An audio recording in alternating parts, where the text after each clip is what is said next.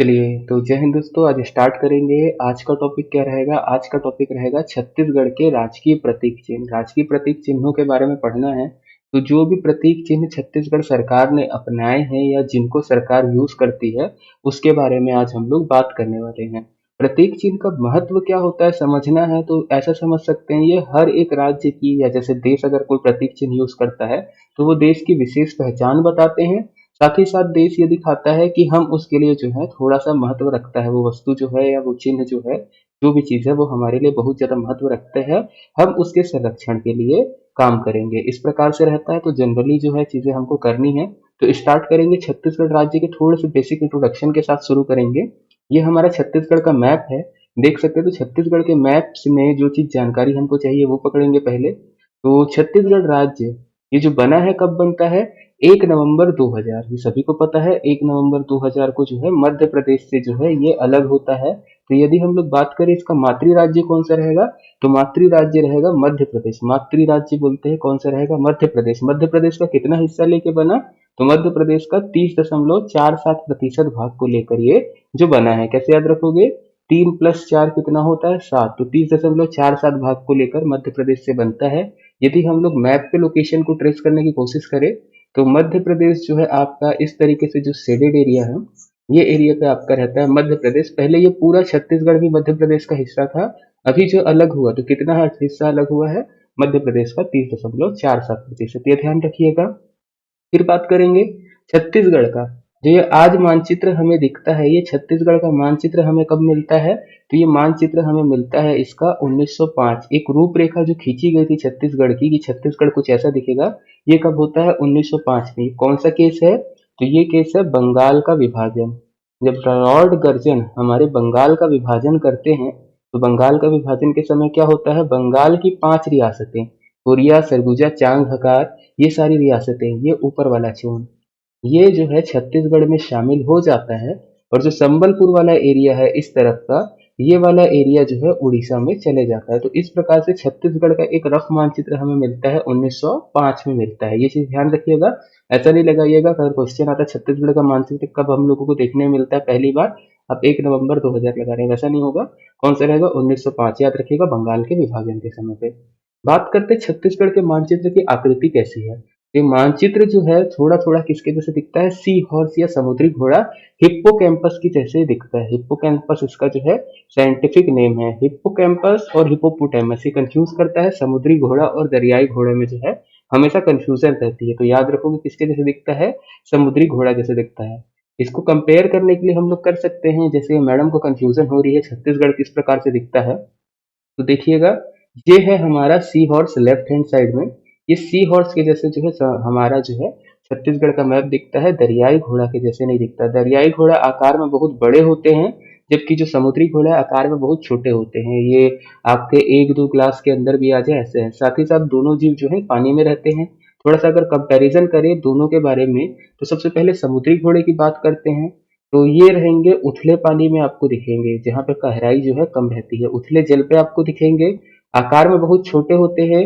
इनमें एक बहुत खास बात होती है, ये केमोफ्लाज की क्रिया करने में बहुत एक्सपर्ट होते हैं। केमोफ्लाज क्या होता है? अपने वातावरण के हिसाब से अपना रंग बदल लेना। जैसे अभी ये सुनहरे और हल्के हल्के भूरे कलर का दिख रहा है, वो वातावरण के साथ घुल मिल जाएगा। जैसे आपको केमोफ्लाज समझना है तो पबजी एक गेम आता था, तो पबजी में एक गिली सूट आता था, गिली सूट हरे हरे कलर का। अब यदि आप गिली सूट पहने हो और हरे मैदान में लेट जाओ तो आपको नहीं देख पाता था विरोधी। क्यों? तो विरोधी आपको क्यों नहीं देख पाता? क्योंकि कैमोफ्लेज की वह क्रिया हो गई, आप वातावरण में घुल मिल गए। ऐसे प्राकृतिक तौर पे देखोगे तो बहुत सारे जीव हैं जो करते हैं, जैसे गिरगिट है रंग बदलता है, ऑक्टोपस है अपना रंग बदलते हैं, कुछ और समुद्री जीव रहते हैं जो वातावरण में घुल मिल जाते हैं। दो कारण रहता है, शिकारियों से खुद को बचाने के लिए और दूसरा शिकार करने के लिए मिलना। जैसे यदि आप बाकी जीवों में देखो जंगल में, तो तेंदुआ है या शेर है जिसकी धारियां बनी रहती है, वो इसी हिसाब से बनी रहती है कि वो जंगल में आपस में खुद को जो है छुपा ले। हमारे यहाँ हम कुछ करते हैं क्या ऐसा? तो सैनिक करते हैं। सैनिक जो कपड़े पहनते हैं, आप बर्फीले एरियो में जो सैनिक काम करेंगे देखोगे वो सफेद और हल्का सा स्लेटी कलर की वर्दी पहनेंगे जिसमें अलग अलग धब्बे रहते हैं, ताकि वो बर्फ के हिसाब से घुल मिल जाए। और जो जंगल में रहते हैं वो लोग कैसे पहनते हैं? ग्रीन कलर का पहनते हैं, हल्का काई कलर का रहेगा और हल्का हरे कलर का, ताकि वो पत्तियों में आपस में घुल जाए। ये कहलाता कहलाती है कैमोफ्लेज। इसकी एक बात और खास है समुद्री घोड़े की, इसकी आंखें एक ही पोजीशन पे चारों तरफ देखने के लिए बनी रहती हैं, ये ध्यान रखिएगा। दरियाई घोड़े की बात करेंगे तो ये आकार में बड़े होते हैं। कहाँ पे रहेंगे ये? गहरे जल पे रहते हैं। गहरे जल, इनका हमेशा जो है स्थान को लेकर लड़ाई होगी मगरमच्छों के साथ। शाकाहारी रहते हैं, बट किसी भी जीव को मारने के लिए इनमें जो है सक्षमता रहती है, मगर वगैरह को भी हरा देते हैं। साथ ही साथ इनमें जो खास बात है, जो हमको जानना है साइंस के हिसाब से, गुलाबी, याद रखिएगा, गुलाबी, क्या गुलाबी, गुलाबी इनका रंग होगा। इनके पसीने का रंग भी गुलाबी होगा। इनका दूध भी जो है गुलाबी निकलता है। तो ये चीज ध्यान रखिएगा, आकार में बहुत बड़े हैं, बहुत भारी होते हैं, जबकि दरियाई घोड़ा बहुत छोटा होता है। तो समुद्री घोड़ा जो है बहुत छोटा होता है। तो समुद्री घोड़े के लिए हम लोग एक वीडियो चला देते हैं, जिससे आपको थोड़ा सा और पता चले समुद्री घोड़ा कैसे दिखता है। तो कुछ इस प्रकार का दिखता है। ये एक्चुअल में समुद्री घोड़े का जो है आपको वीडियो एक दिख रहा है, कुछ इसी प्रकार का हमारा जो है छत्तीसगढ़ दिखता है। आप देख सकते हैं, जगह के हिसाब से, वातावरण के हिसाब से इनके जो कलर हैं अपने ये लोग चेंज करते हैं। कभी आपको पीले कलर में दिखेगा, कभी ग्रीनिश कलर में दिखेगा, कभी ब्लैक कलर में दिखेगा। या वातावरण के साथ अपना रंग बदलते हैं। आगे बढ़ते हैं हम लोग छत्तीसगढ़ में, और दूसरी चीजें हमको क्या जाननी है वो देखेंगे। तो छत्तीसगढ़ शासन, जो छत्तीसगढ़ का राज्य प्रतीक चिन्ह है, लोगो है, इसके बारे में हम लोग जानने की बात करते हैं, ट्राई करते हैं। तो इस लोगो को पढ़ना है पूरा पॉइंट वाइज, तो हर एक पॉइंट को पकड़ेंगे। तो सबसे पहले इसकी स्वीकृति कब मिली है? तो स्वीकृति मिलती है 4 सितंबर 2001। आप ऐसे भी बोल सकते हो छत्तीसगढ़ सरकार इस लोगो को 4 सितंबर 2001 को अपनाती है। उसके बाद से जो भी काम छत्तीसगढ़ सरकार कर रही है, जो भी काम इस पे कर रही है, अपने जो भी ऑफिशियल वर्क रहेंगे, उस पे इस लोगो को जरूर लगाएगी। आप इसकी कलर कॉपी ही निकाल के रखना, क्योंकि कलर से ही क्वेश्चन आएगा। आपको हर जगह दिखेगा, छत्तीसगढ़ का कोई आदेश आए, किसी भी प्रकार का कोई काम आए, सरकार इस लोगो को जरूर यूज करती है। नियुक्ति के लिए भी रहेगा तो यही लोगो जो है यूज होगा। तो इसके बारे में हम लोग बात करते हैं सबसे पहले। तो इसमें क्या क्या तथ्य शामिल है?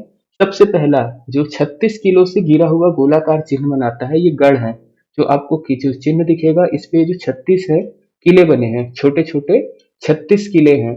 कैसे आकार में बने हुए हैं? गोलाकार, देखिए वृत्ताकार जो है बने हुए हैं। वृत्ताकार चिन्ह आप लिख सकते हैं उसको। कौन से कलर पे है? तो कलर याद रखोगे, हरा। ये क्या है? किले हैं। किले को हम लोग क्या बोलते हैं? और दूसरा नाम किले का ही मतलब होता है गढ़। तो छत्तीसगढ़ नाम से ही है, हमने क्या किया है, हरा हरे रंग से 36 कलर के 36 घर बनाए हैं या किले बनाए हैं, याद रखिएगा। उसके बाद जो वातावरण है या बैकग्राउंड है, बैकग्राउंड आपका पूरा कैसा है? व्हाइट है। तो व्हाइट बैकग्राउंड आप ध्यान रखिएगा। फिर उसके बाद बीच में हमारा क्या है? भारत का प्रतीक अशोक स्तंभ को हमने यूज किया है। तो मध्य के यदि आप चिन्ह को देखोगे, तो मध्य वाला जो सिंबल है हमने भारत सरकार के लोगों से ही लिया है, ताकि हम दिखा रहे हैं कि हम भारत सरकार के अधीन हैं, या भारत का हम हिस्सा हैं, या भारत की चीजों को हम अपनाएंगे। उस प्रकार से क्या बोलते हैं, एक आदर व्यक्त करना। इसके लिए हमने क्या यूज किया है? भारत सरकार का लोगो अशोक स्तंभ। और साथ ही साथ हमने क्या किया है? सत्यमेव जयते, याद रखोगे। कौन सा पॉइंट यूज किया हमने? सत्यमेव जयते। तो सत्यमेव जयते और अशोक स्तंभ, ये दो को यूज किया है। अशोक स्तंभ का रंग कौन सा है? लाल कलर का है। इसके अंदर जो तीसरा पॉइंट आता है, धान की बालियां। अब देखिएगा, ये धान की बालियां हैं, इसको हमने डाला है छत्तीसगढ़ शासन के साथ, दोनों तरफ डाला है। रंग क्या है इसका? तो रंग है सुनहरा। तो सुनहरा रंग है और धान की बालियां हैं। हम धान की बालियां क्यों डालते हैं? क्योंकि हम बता रहे हैं, जो भी इंसान है, हम प्रतीक में व्यक्त कर रहे हैं कि हमारा जो राज्य है, धान की खेती जो है इस पे बहुत ज्यादा होती है, या धान यहाँ पे भरपूर मात्रा में आपको उपलब्ध मिलेगा। ये हो गया पॉइंट एक और। इसके बाद आते हैं ऊर्जा चिन्ह। ऊर्जा चिन्ह का हमने रंग कैसा रखा है? नीला। दो ऊर्जा चिन्ह आपको दिखेंगे जो नीले कलर से बनाए हैं। इससे क्या बता रहे हैं कि हमारे यहाँ विद्युत ऊर्जा उपलब्ध मात्रा में है, या हमारे यहाँ ऊर्जा जो है बहुत ज्यादा उपलब्ध है। हम लोग क्या है, छत्तीसगढ़ इकलौता ऐसा स्टेट है अभी वर्तमान की स्थिति में जो सरप्लस राज्य है बिजली के उत्पादन में। इसका मतलब क्या होता है सरप्लस का? छत्तीसगढ़ में विद्युत का उत्पादन उतना होता है जितनी इसकी मांग नहीं है। हम लोग क्या करते हैं, इसलिए अपनी बिजली जो है अलग अलग राज्यों को बेचते हैं, अपने यहाँ से ट्रांसफर करते हैं। साथ ही साथ नदियों को रेखांकित करते तीन लहरें दिखेंगी आपको।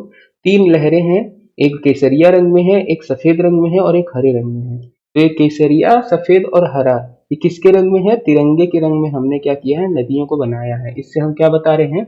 छत्तीसगढ़ में नदियां जो है भरपूर मात्रा में है, या जो हमारे पास जल व्यवस्था है वो भरपूर मात्रा में है। तो नदियों को आप याद रखोगे, बड़ी बड़ी नदियां अपने यहाँ महानदी है, शिवनाथ है, इंद्रावती है, हसदेव है। ये काफी सारा जो छत्तीसगढ़ में जल संसाधन पर्याप्त मात्रा में उपलब्ध है, इसके बारे में बताता है। तो ये प्रतीक चिन्ह के बारे में जो चीजें जाननी है वो कुछ इतनी है। जो आपको पता होनी चाहिए। इसको याद रखिएगा। क्या क्वेश्चन हो सकता है? पहला क्वेश्चन होगा स्वीकृति कब से दी गई है, तो स्वीकृति आपको याद रखना है। फिर इसके बाद पूछ सकता है कि क्या क्या चीजें शामिल है, तो क्या क्या चीजें शामिल है वो भी आप देख लीजिएगा। छत्तीसगढ़ शामिल है, किले शामिल है, अशोक स्तंभ शामिल है, धान की बालियां हैं, ऊर्जा चिन्ह है, और नदियों को रंग को शामिल किया गया है। और साथ ही साथ इनका रंग पूछ सकता है कि कौन से रंग में क्या है। और क्या ध्यान देने वाली बात है, क्या नोट वाली बात है, इसके अंतर्गत हमारे राजकीय पक्षी, राजकीय पशु या राजकीय वृक्ष को शामिल नहीं किया गया है। ये चीज ध्यान रखिएगा। यदि पूछ देता है प्रतीक चिन्ह में हमारे क्या शामिल नहीं है, तो राजकीय पक्षी, पशु या वृक्ष को हमने शामिल नहीं किया है। ये चीज आप ध्यान रखिएगा। आगे बढ़ते हैं हम लोग नेक्स्ट पॉइंट पे आएंगे। तो नेक्स्ट हमको मिलेगा राजकीय पक्षी। राजकीय पक्षी क्या है हमारा? पहाड़ी मैना। तो पहाड़ी मैना के बारे में थोड़ी बहुत जानकारी लेते हैं। तो जो सबसे पहला इसका नाम पूछेगा, यदि आपसे पूछेगा साइंटिफिक नेम या वैज्ञानिक नाम क्या है, तो ग्रेकुला रेलिजियोसा पेनिनसुलेरिस। याद रखिएगा, ग्रेकुला रेजिलूसिया पेनिनसुलेरिस। एक या दो बार बोलेंगे आ जाएगा, या ग्रेकुला को आप ड्रैकुला कर लेंगे तो आ जाएगा। इसको याद रखिएगा। पहाड़ी मैना के बारे में क्या क्या तथ्य हमको जानना है वो समझते हैं। तो बस्तर की होती है, बस्तर क्षेत्र में पाई जाती है, जिसको हमने घोषित किया है। कहाँ पे मिलेगी पहाड़ी मैना? मेन जो बस्तर क्षेत्र है, बस्तर संभाग है, वहां पे ये देखने के लिए मिलेगी। दूसरा चीज, इसका संरक्षित कहाँ किया जा रहा है? अगर इसको संरक्षण की बात आएगी तो कांगेर घाटी राष्ट्रीय उद्यान में इसका जो है संरक्षण किया जा रहा है। यहाँ पे इसकी संख्या को बढ़ाने की हम कोशिश कर रहे हैं, बचाने की कोशिश कर रहे हैं। ये पाई कहाँ जाती है? तो पूरा आप बस्तर संभाग पकड़ सकते हो, या मुख्य रूप से यदि आपको पकड़ना है तो दंतेवाड़ा, बीजापुर, नारायणपुर, कोंडागांव और जगदलपुर आदि के वन क्षेत्रों में ये जो है पाया जाता है। इसके बाद इसके नष्ट होने का कारण, क्योंकि हम संरक्षित कर रहे तो समझना पड़ेगा ये विलुप्त क्यों हो रही है। तो विलुप्तता का कारण जो है, या इसके विलुप्त होने का कारण जो है, इसके मनुष्य की जैसी आवाज निकालना। जैसे तोते मनुष्य की जैसी आवाज निकालते हैं, वैसे ही ये पहाड़ी मैना जो होती है वो मनुष्य के जैसे आवाज निकालती है। और इसके कारण क्या हुआ, मानव जो है लालच में इसको पालने लगे। अब जब पालने लगे तो ये अपनी संख्या नहीं बढ़ा पाई, जिसके कारण जो है क्रमबद्ध जो है इसकी संख्याएं कम होते गई, और आज की डेट में ये विलुप्त प्राय जीवों में आने लगी है। तो इसी के कारण सरकार क्या कर रही है, इसको राजकीय पक्षी घोषित करती है और पूरा ध्यान लगाती है कि इसका हम संरक्षण करें। अभी कहाँ पे काम चल रहा है? तो कांगेर घाटी राष्ट्रीय उद्यान में इसको संरक्षण करने का काम चल रहा है। ये चीज ध्यान रखिएगा। इसके बारे में यदि हमको इसको देखना है पहाड़ी मैना कैसे दिखती है, तो कुछ इस प्रकार की ओरिजिनल में पहाड़ी मैना आपको दिखेगी। तो ये आप देख सकते हैं पहाड़ी मैना को। चलिए आगे बढ़ते हैं हम लोग। पहाड़ी मैना के बाद यदि हम लोग बात करें तो राजकीय पशु हमारा क्या है उसके बारे में बात करेंगे। तो राजकीय पशु होता है हमारा वन भैंसा या जंगली भैंसा। इसके बारे में क्या जानना है? तो सबसे पहले साइंटिफिक नेम इसका क्या है? बुबालस बुबालिस। ब्यूबेलस ब्यूबेलिस लिखा रहता है, पर आप कैसे पढ़ोगे? बुबालस बुबालिस पढ़ना, अंग्रेजी में आराम से बन जाएगा। तो बुबालस बुबालिस इसका साइंटिफिक नेम है। इसके बारे में जानकारी लेते हैं। तो सबसे पहला क्या है? वन भैंसा है, राजकीय पशु, ठीक है, कोई दिक्कत नहीं है। छत्तीसगढ़ में दुर्लभ एवं संकटग्रस्त वन्य जीवों में से एक है। इसको अब जो मिलना है बहुत मुश्किल हो गया, इसकी संख्या काफी कम हो गई थी। एक समय था जब छत्तीसगढ़ में केवल इकलौती मादा वन भैंसा बची थी। और इनके बारे में खास बात क्या है, जो छत्तीसगढ़ के वन भैंसे हैं वो सबसे ज्यादा अपने नस्ल की शुद्धि के लिए जानते हैं। सबसे शुद्ध नस्ल के वन भैंसे छत्तीसगढ़ में पाए जाते हैं। इनके जो कारण है इसके पीछे कि इनकी संख्या क्यों कम हुई है, एकदम दुर्लभ क्यों हो गए, तो दो तीन कारण मिलेगा। पहला, इनके सींगों को लेके इसके ऊपर जो शिकार हुए वो। दूसरा कारण मिलता है, एक रिंडरपेस्ट नाम की बीमारी होती है जिसके कारण इनकी संख्या में बहुत ज्यादा कमी आने लगी, मरने लगे। और तीसरा कारण मिलता है इनकी नस्ल में संकरण हो जाना। मतलब ये क्या करते हैं, शुद्ध नस्ल के हैं बट आसपास जो दूसरे भैंसे हैं, गांव में जो दूसरे भैंसे पाए जाते हैं उनके साथ जाके ये प्रजनन कर लेते हैं, जिसके कारण क्या होता है, इनकी नस्ल में मिक्सचर आ गया, मिक्स हो गई। नस्ल मिक्स होने के कारण क्या हुआ, जो शुद्ध नस्ल है उसकी कमी पड़ गई है। तो इसको बचाने के लिए, संरक्षण के लिए काम चल रहा था। जब मादा वन भैंसा इकलौती बची थी आशा, तो उससे जब भी बच्चा हो रहा था तो हमेशा क्या होता था, वो बच्चा जो है मेल आ जा रहा था। अब दिक्कत क्या थी हमारे इसमें कि ये वन भैंसा जो अपने जीवन में कुछ संख्या में ही बच्चे दे पाता है। तो पहले सरकार क्या करती है, हरियाणा में जाती है, वहां पे करनाल से जाके हेल्प करती है और एक क्लोन तैयार करती है वन भैंसे के मादा का। एक वो बनता है और इसके बाद एक जन्म भी देती है मादा वन भैंसा। एक का नाम दीपाशा रखते हैं और एक का नाम आशादीप रखते हैं। और साथ ही साथ अभी संख्या बढ़ाने के लिए सरकार जो रिसेंट में कदम उठाई थी एक साल दो साल पहले, वो क्या था, असम से वन भैंसों को यहाँ पे इंपोर्ट करवाई थी, ताकि यहाँ की नस्ल पे हम लोग जो है काम कर सके, अच्छी इसकी नस्ल बना सके। तो संरक्षण के लिए कुछ इस प्रकार का काम चल रहा है इस पे। आते हैं कहाँ पे इसका संरक्षण हो रहा है, तो आपको मिलेगा उदयंती पामेड़ अभ्यारण्य और इंद्रावती राष्ट्रीय उद्यान। ये तीन जगह पे जो है इसका संरक्षण चल रहा है वन भैंसों का, याद रखेंगे। इसके बाद आते हैं इसका जिक्र कहाँ मिलता है इतिहास में। सबसे पहले तो इतिहास में आपको जिक्र मिलेगा, राजा हर्ष रहता है, हर्षवर्धन, उसका दरबारी कवि रहता है बाणभट्ट। वो बांधवगढ़ से जब बस्तर के क्षेत्र तरफ आते हैं तो उस समय इनको दिखता है, और इसका जो रचना है या वर्णन है कहाँ करते हैं, अपने ग्रंथ कादम्बरी में करते हैं। क्या कह के कहते हैं, ये क्या कह के करते हैं कि ये जो वन भैंसा है साक्षात यमराज का अवतार है, याद रखिएगा, क्योंकि यमराज का वाहन भी कौन होता है, हमारा वन भैंसा होता है। उस समय वन भैंसे यहाँ पे इतनी मात्रा में थे कि बहुत ज्यादा दिखते थे, इनका पूरा झुंड चलता था। और साथ ही साथ ये अपनी रक्षा के लिए जो है किसी को भी मारने से परहेज नहीं करते, तो इसीलिए इनको क्या बोला गया था, साक्षात यमराज का अवतार। इसको ध्यान रखिएगा। ऐसे ही और इतिहासकार जो आएंगे अंग्रेज, वो भी बताएंगे कि पर्याप्त मात्रा में या प्रचुर मात्रा पे यहाँ पे वन भैंसे मिलते थे। अभी जो इसमें ध्यान देने वाली बात है, रिंडरपेस्ट नामक एक विषाणु जनित या वायरस जनित एक रोग होता है, जिसके कारण इनकी संख्या में निरंतर कमी होती जा रही है। एक स्टडी बोलती है कि ये वाली बीमारी खत्म हो गई है, इसको बाद जब है अब यहाँ पे नहीं दिखेगी विश्व में, बट हमारे यहाँ है, इसकी समस्या है। रिंडरपेस्ट के कारण जो है इसकी संख्याओं में निरंतर कमी हो रही है। तो रिंडरपेस्ट को थोड़ा सा समझते हैं, रिंडरपेस्ट क्या होता है। तो रिंडरपेस्ट, इसका दूसरा नाम आपको मिलेगा पशु प्लेग। इसको किसकी संज्ञा दी जाती है, इस बीमारी को पशु प्लेग की संज्ञा दी जाती है। इस बीमारी को अगर लोकल नाम से देखा जाए तो क्या बोलते हैं, पुकानी, पका वेदन, पाकनी मानता या वेदन, इसको कहा जाता है। कुछ नहीं है, ये लूज मोशन की बीमारी है। जब भी रिंडरपेस्ट होगा, जानवर को क्या हो जाएगा, लूज मोशन हो जाएगा। ये किन किन जीवों में मिलेगा, तो ऐसे जीव जो जुगाली करते हैं। अब जुगाली करने वाले जीवों के पीछे कॉन्सेप्ट बायोलॉजी में आप पढ़े होंगे। ऐसे जानवर जिनके पेट में चार आमाशय होती हैं वो जुगाली करते हैं। जनरली आपको गाय भैंस में दिख जाएगा, जुगाली करते रहते हैं। जो जानवर जब आप शांत बैठे देखोगे, जो कुछ ना कुछ चबाते रहते हैं, उनको बोलते हैं जुगाली करने वाले जानवर। एक अलग कॉन्सेप्ट है, उस तरफ नहीं जा रहा हूं मैं, तो उसको ऐसे ही रखिएगा। इसके लक्षण क्या मिलते हैं, तो लक्षण आपको मिलेगा तेज बुखार हो जाना जानवरों में, भूख न लगना, दूध के उत्पादन में कमी हो जाना, जीभ के नीचे तथा मसूड़ों पर छाले पड़ना, आंखें लाल हो जाएंगी, उसके साथ साथ जो दस्त होंगे उसमें खून मिलेगा। इसके कारण जो है ये बीमारी को कहा गया है पशु प्लेग।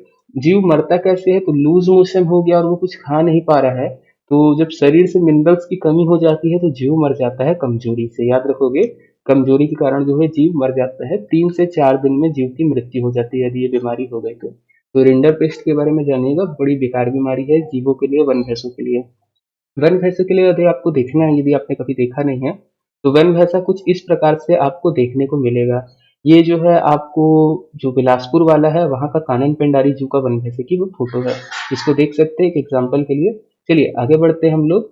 वन भैंसा से आगे बढ़ेंगे हम लोग, बात करेंगे राजकीय वृक्ष हमारा कौन सा है, तो राजकीय वृक्ष है साल या सरई, जिसको हम लोग क्या बोलते हैं, सरई। ऐसे बड़े बड़े पौधे होते हैं उसके, और पत्ते देखना होगा तो आपको पत्ते कुछ इस प्रकार से इसके दिखेंगे, लेफ्ट साइड में आपकी स्क्रीन पे जो है दिख रहा होगा।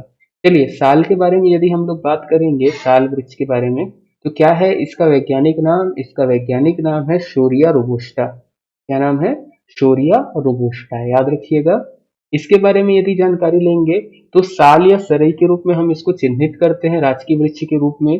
खास बात क्या है, राष्ट्रीयकृत वनोपज में ये शामिल है। इसके वनोपज में, राष्ट्रीयकृत वनोपज में शामिल है। इसके औषधि प्रयोग भी होते हैं। इसके साथ साथ इमारती लकड़ियों के रूप में भी इसका प्रयोग किया जाता है।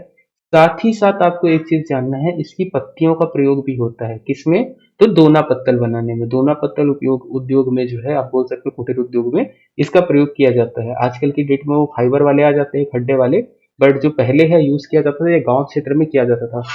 यदि आप आज से 5 साल 10 साल पहले किसी गांव की शादी को अटेंड किए होंगे, तो जो पत्ता वाला पत्थर मिलता था मैक्सिमम इसी चीज का बना रहता था, साल वृक्ष के पत्ते का। ओके।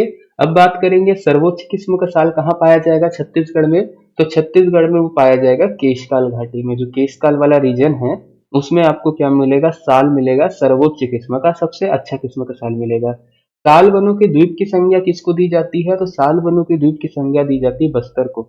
बस्तर क्षेत्र को हम लोग क्या बोलते हैं, साल वनों का ये जो है द्वीप है, इसको ध्यान रखिएगा। इसके बाद आगे बढ़ेंगे। इस वृक्ष में एक बीमारी हो जाती है, बीमारी का नाम है साल बोरर। तो साल बोरर एक बीमारी भी है, साल बोरर करके कीट भी आता है। तो ये बीमारी को संवाहित करता है, संवाहक करता है। तो साल बोवर बीमारी से जो है ये जो हमारे पौधे हैं इनको नुकसान होता है। यदि हम लोग रिसेंट की बात करें तो कौन से क्षेत्र में आपको सबसे ज्यादा नुकसान दिखेगा साल बोवर से? तो कोरबा वन क्षेत्र, जो कोरबा के एरिया है, कोरबा एरिया में जो साल वृक्ष पाए जा रहे हैं वो इस बीमारी से बहुत ग्रसित है और बहुत ज्यादा इनको नुकसान हो रहा है। तो हम लोग साल बोरर कैसा दिखता है वो देख सकते हैं। तो साल बोरर जो बीमारी है या जो कीट है, जो कीड़ा है, वो कुछ इस प्रकार का दिखता है, जो पत्तों को खाता है, अपने अंडे देता है और पौधों को पूरा बीमार कर देता है। तो बीमारी का नाम भी रहेगा, कीट का भी रहेगा, उसको याद रखोगे। इसका साइंटिफिक नेम यदि बोलेंगे तो क्या है? होप्लोक्रिएम्बिक्स स्पाइनी कॉर्निस। याद रखिएगा, होप्लोक्रिएम्बिक्स स्पाइनी कॉर्निस इस जो कीट का नाम है।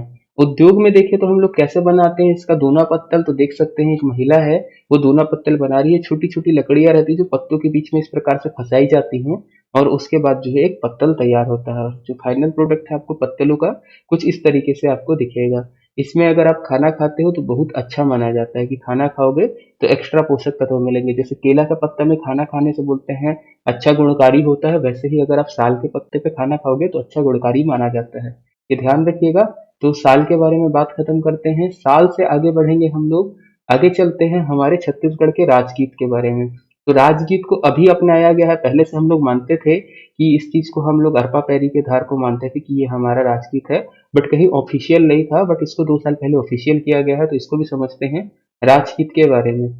तो राजगीत के बारे में क्या ध्यान रखना है? इसकी घोषणा कब होती है अपनाने की? तो 3 नवंबर 2019 राज्योत्सव के तीसरे दिन। राज्योत्सव हमारा 1 नवंबर से शुरू होता है, तो 1 नवंबर पहला दिन, 2 नवंबर दूसरा दिन, 3 नवंबर तीसरा दिन। तो राज्योत्सव के तीसरे दिन जो है इसको है हम घोषणा कर देते हैं कि हमारा जो है राजकीय गीत बनेगा। इसकी खास बात क्या है? अब ये हमारा राजकीय गीत बन गया है तो सभी कार्यक्रमों का प्रारंभ, शुरुआत जो है राजकीय गीत गायन के साथ किया जाएगा। कोई भी शासकीय कार्यक्रम शुरू होगा तो उसके स्टार्टिंग में राजकीय गीत गाना है। जैसे भारत के केस में हम बोले तो स्टार्टिंग में हमको कोई भी राज जो है हमारा कार्यक्रम शुरू करना है गवर्नमेंट का, तो भारत सरकार क्या बोलती है, आपको सबसे पहले जनगण मन गाना है और जब कार्यक्रम एंड होगा तो वंदे मातरम गाना है। ऐसी ही प्रोटोकॉल में अब हमारे छत्तीसगढ़ में हम क्या बोल रहे हैं, राजकीय गीत अरपा पैरी के धार जो है हम गाएंगे। गीत के बोल आप पूरा देख सकते हो, यहाँ से लेकर यहाँ तक लिखा हुआ है, आपको मेंस पे काम आ जाएगा। रचयिता कौन है? तो रचयिता है हमारे नरेंद्र देव वर्मा, इनको याद रखिएगा। गाने में समय कितना लगता है? तो गाने में समय लगता है 1 मिनट 15 सेकेंड। जैसे राष्ट्रगान को गाने में 52 सेकेंड लगता है, वैसे ही इसको गाने में कितना लगेगा? आइडियल टाइम दिया हुआ है 1 मिनट 15 सेकेंड लगेगा। रचयिता कौन है? डॉक्टर नरेंद्र देव वर्मा। इनको आप याद रखिएगा कि ये जो है इन्हीं के जो बोल के द्वारा या इन्हीं के द्वारा लिखा गया है हमारा क्या, अरपा पैरी के धार। याद रखिएगा इसको। राजकीय गीत से आगे हम लोग बढ़ेंगे तो बात करते हैं राजकीय पुष्प के बारे में। तो राजकीय पुष्प हमारा क्या है? गेंदा है। गेंदे के बारे में आपको क्या जानना है? तो गेंदे के बारे में कुछ जानने लायक रहता नहीं, इसका औषधि प्रयोग बहुत ज्यादा है। आपको यदि कान दर्द वगैरह की बीमारी है तो इसके जो 2-3 बूंद होते हैं गेंदे के पत्ते के, उसका पानी 2-3 बूंद यदि आप कान में डालोगे तो आपका कान दर्द जो है खत्म हो जाएगा। साथ ही साथ इसको प्रयोग कहाँ हम करते हैं? पूजा के लिए प्रयोग करते हैं इस फूल का। और आप अलग अलग जगह देख सकते हो, शादी विवाह में भी इसका जो है बहुतायत में फूल का प्रयोग होता है। इसकी खेती की बात करेंगे तो गेंदे की खेती आप कुछ इस प्रकार से देख सकते हो, जो बड़ी मात्रा में होती है ऐसे होती है। बाकी आप लोगों के घर में भी जो है, घर में आपको आजू बाजू आपके मोहल्ले में कहीं ना कहीं आपको लगा हुआ दिख जाएगा। चलिए आगे बढ़ते हैं, गेंदे से आगे बढ़ेंगे हम लोग। आते हैं छत्तीसगढ़ की राजकीय मिठाई। तो छत्तीसगढ़ की राजकीय मिठाई हमारी क्या है? पपची है। क्या है? पपची है। आप बोल सकते हो छत्तीसगढ़िया बालूशाही है एक प्रकार का। तो इसके बारे में यदि हम लोग जाने तो इसके इंग्रेडिएंट्स को जानते हैं तो क्या क्या लगता है? गेहूं का आटा लगता है इसमें रॉ मटेरियल में। उसके साथ साथ चावल आटा, गेहूं आटा, चावल आटा के साथ घी, और घी के साथ क्या लगता है? शक्कर। तो ये 4 रॉ मटेरियल है, गेहूं आटा, चावल आटा, घी और शक्कर, जिसके प्रयोग से इसको जो है बनाया जाता है, किसको? अपने पपची को। तो अगर पपची बनाते हुए देखना है तो उसका एक मास्टर शेफ वाला वीडियो होगा जिसको आप देख सकते हो, कुछ इस प्रकार से बनाया जाएगा। पपची को सीधा फाइनल प्रोडक्ट है बना के रख दिया पूरा, हम लोग उसको नहीं दिखाया कि कैसे बन रहा है, कुछ ऐसे बनने के बाद दिखता है, आप देख सकते हैं। पक्षी से आगे बढ़ते हैं हम लोग और बात करते हैं छत्तीसगढ़ के ध्येय वाक्य की। तो ध्येय वाक्य जो अभी चल रहा है, कौन सा चल रहा है? गढ़बू नवा छत्तीसगढ़। इसके बारे में जानेंगे। तो इसके बारे में जो चीज जानना है, ये अभी तक जो काम काज में है इसका प्रयोग करना शुरू कर दिए हैं, अभी इसका प्रयोग किया जा रहा है। साथ ही साथ याद रखोगे इसके पहले कौन सा प्रयोग करते थे, इसके पहले विश्वसनीय छत्तीसगढ़ या क्रेडिबल छत्तीसगढ़ का प्रयोग करते थे, जिसका उद्घाटन किसने किया था, तो उसका उद्घाटन किया था हमारे नितिन गडकरी जी, केंद्रीय मंत्री हैं नितिन गडकरी जी ने केंद्र क्रेडिबल छत्तीसगढ़ का दिया था। आपको अलग अलग जगह इसका भी लिखा हुआ दिख जाएगा, लाल कलर से बैकग्राउंड में लिखा रहता है विश्वसनीय छत्तीसगढ़ या क्रेडिबल छत्तीसगढ़। ओके। अब जो गढ़बो नवा छत्तीसगढ़ है, इसके बारे में जो चीज आपको जानना है, ये ध्येय वाक्य हम बनाए हैं, बट इसके लिए अभी तक कोई रिटन ऑर्डर जारी नहीं हुआ है। अभी भी जब मैं कर रहा हूँ वीडियो रिकॉर्ड, तब तक में इसके लिए कोई भी ध्येय वाक्य जारी नहीं किया गया है, याद रखिएगा। बट धीरे धीरे इस प्रतीक वाक्य को जो है हम ले रहे हैं। ओके। जो गढ़बो नवा छत्तीसगढ़ है, उसको अब हम लोग धीरे धीरे क्रेडिबल छत्तीसगढ़ के ऊपर लेते आ रहे हैं। लिखित ऑर्डर नहीं है, ध्यान रखिएगा। इसका प्रयोग करना कब से शुरू होता है, जो हमारी कांग्रेस पार्टी रहती है 2018 के चुनाव के पहले ये स्लोगन लेके आती है गढ़बो नवा छत्तीसगढ़, जब वो चुनाव जीतती है तो इसको क्या बना देती है, छत्तीसगढ़ का लोगो। अभी धीरे धीरे धीरे धीरे हर एक काम काज में आपको इसी का प्रयोग जो है देखने मिलेगा। ध्यान देने वाली बात याद रखिएगा, अभी तक कोई रिटर्न ऑर्डर इसके लिए नहीं आया है। आगे बढ़ेंगे हम लोग, लास्ट पॉइंट पे आएंगे। सेकंड लास्ट पॉइंट है राजकीय फल, क्या है हमारा, कटहल है। अब कटहल के बारे में याद रखिएगा, फल है सब्जी नहीं है, तो राजकीय फल कटहल। इसके बारे में भी आपको कहीं ऑथेंटिक बुक्स में नहीं मिलेगी इसकी जानकारी, बहुत कम जगह दिया है। बट यदि कभी पूछता है तो आपको क्या लेना है, कटहल लेना है। ये हो गया हमारा राजकीय फल के बारे में। आगे बढ़ेंगे हम लोग, एक लास्ट पॉइंट बचता है हमारा क्या, राजकीय भाषा। तो राजकीय भाषा की यदि बात करें हम लोग, तो राजकीय भाषा हमारी कौन सी है, छत्तीसगढ़ है। तो छत्तीसगढ़ी को राजकीय भाषा का हम लोग जो है दर्जा दे दिए हैं। कब से दिए हैं इसके बारे में यदि देखेंगे, तो इसके लिए जो बिल है, राजकीय भाषा बनाने के लिए बिल जो है, विधानसभा में 25 नवंबर 2007 प्रस्तुत किया जाता है, 25 नवंबर 2007 को। उसके बाद जो है 28 नवंबर, 3 दिन में पूरी चर्चा होती है। उसके बाद इस विधेयक को सर्वसम्मति से पारित कर दिया जाता है, और 28 नवंबर को ही हम लोग क्या है, राजभाषा दिवस बनाते हैं। संविधान दिवस 26 नवंबर, राजभाषा दिवस 28 नवंबर, ये याद रखिएगा। विधेयक का सर्वसम्मति से पारित होना मतलब क्या है, जब भी कोई विधेयक आता है तो उसके पक्ष में या विपक्ष में जो भी विधायक रहते हैं वो वोट देते हैं। कुछ लोग पक्ष में देंगे, कुछ लोग विपक्ष में देंगे। सर्वसम्मति मतलब क्या होता है, विपक्ष में एक भी व्यक्ति ने वोट नहीं दिया, सभी ने मिलकर जो है उसमें पक्ष में वोट दिया। वो वोट देने की प्रणाली अलग हो सकती है कि वो किस हिसाब से ले रहे हैं, बट आपको क्या याद रखना, विपक्ष में एक भी वोट नहीं पड़ा तो सर्वसम्मति से जो है इसको पारित कर दिया जाता है। ओके। इसके बाद यदि हम आगे बढ़ेंगे तो क्या जानना है, वो जो विधेयक है उसमें क्या बात कही गई है, उसमें बात कही जाती है कि छत्तीसगढ़ को राजकीय भाषा का दर्जा दिया है। इसका अर्थात क्या है, छत्तीसगढ़ राज्य के राजकीय प्रयोजन में प्रयुक्त की जाने वाली भाषा के रूप में हिंदी के साथ साथ छत्तीसगढ़ी को अपनाना है। मतलब हिंदी तो चलेगी ही चलेगी, साथ साथ हम क्या करेंगे, अब जो भी राजकीय कार्यक्रम का निकलेगा या कोई भी राजकीय काम होगा, कोई भी ऑर्डर निकलेगा, उसमें हम लोग छत्तीसगढ़ी भाषा को भी अपनाएंगे, ये बात कही जाती है। आगे अगर हम लोग देखेंगे तो उसमें क्या बोला जाता है कि छत्तीसगढ़ी भाषा कितने लोगों की बोलने वाली भाषा है, तो 2 करोड़ लोग हैं जो छत्तीसगढ़ी भाषा को बोलते हैं, ऐसा उस बिल में कहा गया है। इस पर आप ऐसा मत बोलिएगा कि सर कह रहे हैं। कितने हैं छत्तीसगढ़ की जनसंख्या, 2 करोड़ 55 लाख है, 2.55 करोड़ लोग हैं, जिसमें से 2 करोड़ लोग बोलते हैं कि छत्तीसगढ़ी भाषा बोलते हैं। अब छत्तीसगढ़ी भाषा का यदि हम लोग जन्म देखें तो कहाँ से होता है, तो याद रखोगे छत्तीसगढ़ी भाषा का जन्म होता है अर्धमागधी भाषा से। कौन सी भाषा से, अर्धमागधी भाषा से। कब हुआ है, तो 9वीं से 10वीं शताब्दी के मध्य पे हुआ है। 2 पॉइंट आएगा, छत्तीसगढ़ी भाषा का जन्म तो अर्धमागधी लेना है। छत्तीसगढ़ी भाषा की आदि जननी भाषा बोला, किसी भी भाषा की यदि आदि जननी भाषा बोलेगा तो आपको लेना है संस्कृत। क्यों, क्योंकि सभी भाषाओं का जन्म जो है संस्कृत भाषा से होता है, तो आदि जननी हमेशा आपको संस्कृत लेना है किसी भी भाषा की। बट यदि आपको छत्तीसगढ़ी जानना है तो छत्तीसगढ़ी पर्टिकुलर अगर बोला किसका जन्म है, तो हमारा अर्धमागधी। आप ऐसे समझ सकते हो, छत्तीसगढ़ी की मम्मी अर्धमागधी और सबकी मम्मी कौन है, संस्कृत है। बड़ी वाली मम्मी या दादी कौन है, संस्कृत है। आप ऐसे कर सकते हो। ओके, इसको याद रखिएगा। इसके अलावा जो छत्तीसगढ़ी भाषा के लिए हम लोग लिपि प्रयोग करते हैं वो कौन सी है, तो छत्तीसगढ़ी भाषा के लिए लिपि प्रयोग की जाती है देवनागरी। जिस लिपि पे भी हम लोग लिख रहे हैं वही देवनागरी लिपि है। इसको हम लोग छत्तीसगढ़ी भाषा के लेखन के लिए प्रयोग करते हैं। और छत्तीसगढ़ी भाषा निकट किसके है, तो हिंदी भाषा के बहुत ज्यादा निकट है। इसलिए किसी को अगर हिंदी आती है, थोड़ी बहुत छत्तीसगढ़ी की शब्दावली सीख ले तो उसको छत्तीसगढ़ी थोड़ी बहुत समझ में आ जाएगी। तो इतना था हमारे पास जो हम लोगों को आज करना था। छत्तीसगढ़ के राजकीय प्रतीक चिन्ह और थोड़ा बहुत राजभाषा के बारे में हम लोग जाने हैं, छत्तीसगढ़ का बेसिक इंट्रोडक्शन लिए हैं। उम्मीद है आप लोगों को ये वीडियो पसंद आएगा, तो भी इसको ओवर करते हैं। जय हिंद।